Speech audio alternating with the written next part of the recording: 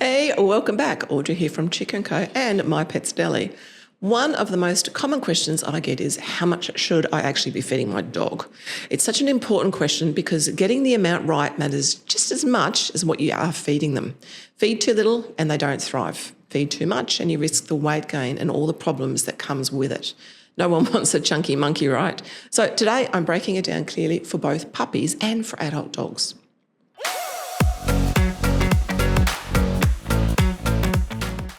Okay, today I'm focusing mainly on raw and cooked balanced meals like the ones that we produce here at My Pet's Deli because I truly believe they give dogs the best chance at long-term health. I'll also include a short honest section on kibble feeding for 3 of the major brands here in Australia so you can compare if you'd like to. So, how much should puppies up to 6 months be really eating? Puppies grow really fast, as you know, so you'll need to check their weight and activity levels regularly to keep things in balance. Large breed puppies especially can need a little bit more flexibility depending on how active they actually are. The general rule is to feed a percentage of their current body weight per day that scales down as they age. For example, let's say you have a 9-week-old puppy who weighs 4 kilos. At this age, we would generally recommend you would be feeding around 10% of their current body weight per day. So 10% of my 4-kilo puppy equals 0.4 of a kilo, which is 400 grams. That is the amount of food you should be feeding daily in total. But that's just the starting point. Then you can adjust on how your puppy looks and feels. You should be able to see a reasonably nice waist and feel their ribs easily without pressing hard. If your puppy has that gorgeous little pot belly, too much food and a bit of bloat is happening there, which is very common in kibble-fed dogs. All right, the next question I always get is how many times a day do I really need to feed my puppy? We recommend feeding your puppy their required daily amount divided over 3 to 4 meals per day, as this is better for their digestion and helps avoid bloat in larger breeds. Here's a handy reference guide, or we've done the maths for you. You can see the left column shows your dog's age in weeks up to 7 months of age. After 7 months of age, dogs are considered adult, and this means a much lower amount of food is needed to fuel their rapid growth. The middle column shows the percentage of food to feed depending on their current body weight. That is the weight that they are weighing now. So how much raw or cooked, that is fresh food, should I really be feeding my adult dog?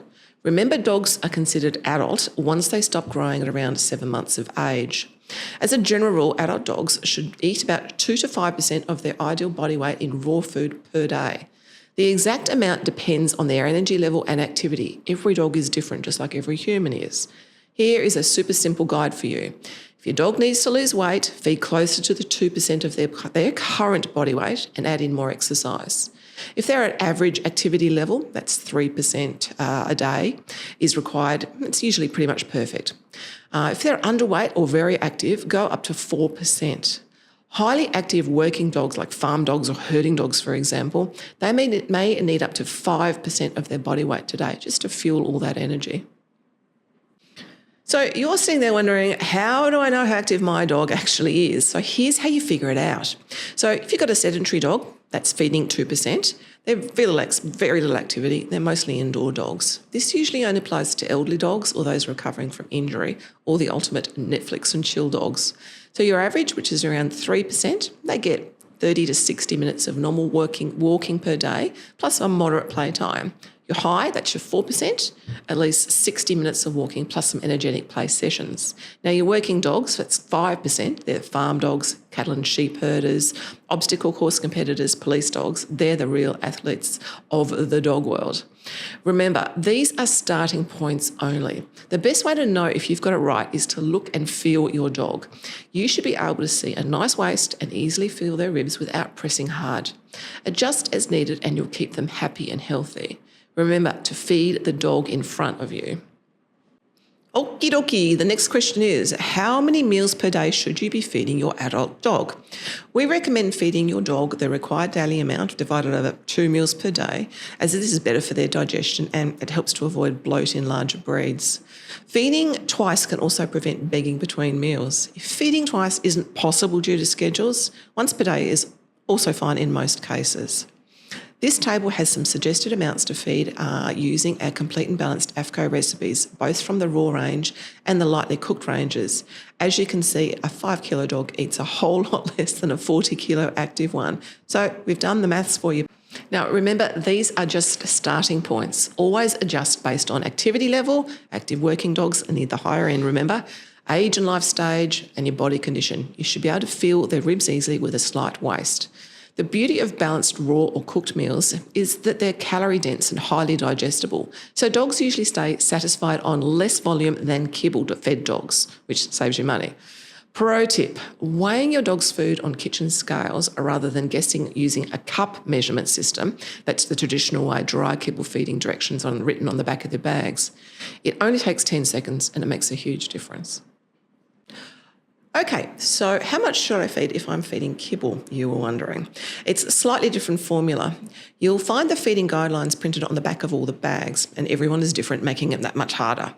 A key reason so many kibble-fed dogs are overweight is they are fed to those guidelines, and the owners don't account for their dog's activity levels, which means a lot of those couch potatoes are eating way too much every day and getting rounder and rounder. Now, this comparison between the amount of fresh food and kibble to feed may surprise you. A lot of people choose kibble over fresh foods because they think kibble is cheaper, and in some ways it is. But when you compare the two side by side, the cost is comparable and very surprising to a lot of people. I've compared the top 3 kibble food brands here in Australia: Royal Canin, Advance or Hill Science Diet, and Pedigree. There's a link below to see the figures, but needless to say, you have to feed a hell of a lot more kibble to meet that already just to survive very low AFCO guidelines, because dry kibble is much less calorie dense than raw or cooked food and contains a lot of fillers. The other thing to take into account as well is you're thinking, I only need to feed 1 cup of kibble, whereas I need to feed 2 cups of raw or fresh. You're not counting the moisture content that's been removed from the kibble. So fresh food, raw or cooked, contains around 70% moisture, and dry kibble only contains 10%. So when you add that 60% moisture to that cup of kibble, suddenly you've got this huge volume of food, and that's what happens in the dog's stomach. It swells, and they're getting that usual bloat that you can see with a lot of kibble-fed dogs. They get a bit of a pot belly. That's why. Okay, I'm just going to go into that a little bit deeper. Here is why the comparison can be so confusing. Kibble contains only around 10% moisture, which I've already mentioned, while raw or cooked meals, fresh meals, contain around 70% moisture. So to make 100 grams of dry kibble feel like fresh food, you'd need to add roughly 60 grams or 60 mils of water. This is why kibble often seems cheaper at first glance, and why when you compare the actual nutrition and moisture content, fresh food is better value than it first appears. As you can see here, the recommended amount to feed a 10 kilo dog is 150 grams. Now, for a true comparison, add back in that 60% water content. So the amount you need to feed is 150 grams of kibble plus 90 mils of water, a total amount of food equaling 240 grams. Remember, a good guide is 2% of their current body weight in order per day, so 200 grams. So you can see now how easy it is to overfeed a dog without realising you are, just by following the bag feeding guidelines. Many dogs end up overfed because owners follow the bag exactly without checking their body condition or failing to take into account their dog's activity levels.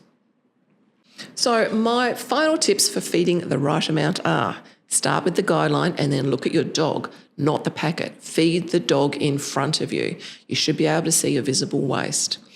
Weigh your dog monthly when they're growing, and every 6 months as adults. Adjust seasonally. Feed them more in winter if they're active, less if they're couch potatoes. Puppies need more frequent meals, 3 to 4 per day until 6 months of age, to keep their energy level steady and prevent low blood sugar.